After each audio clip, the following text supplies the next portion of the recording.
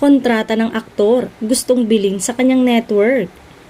Nagaganap na ang negosasyon sa pagitan ng dalawang movie producer tungkol sa kontrata ng isang aktor.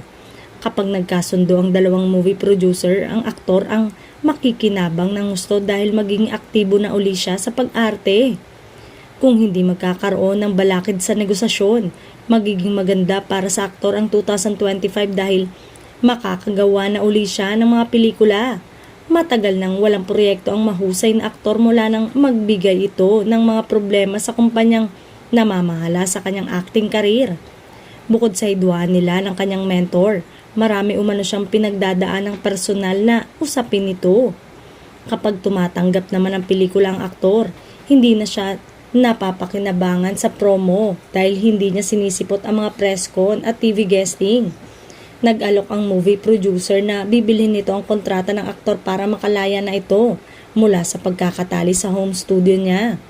Malaki naman daw ang tsansang pakawala ng aktor ng home studio niya.